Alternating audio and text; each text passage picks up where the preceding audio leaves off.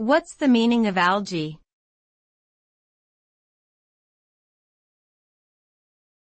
Algae.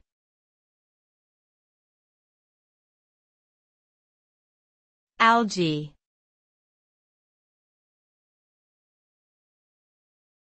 Algae.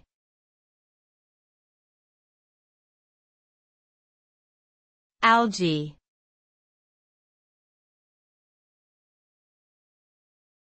Algae.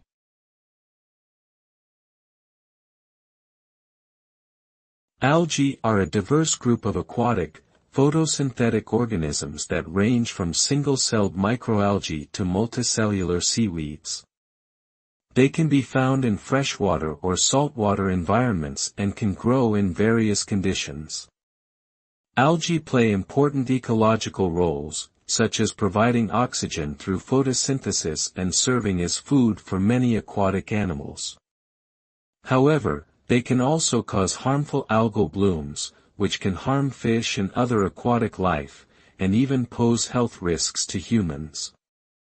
Algae are also used in various industries, such as food production, biofuel production, and wastewater treatment.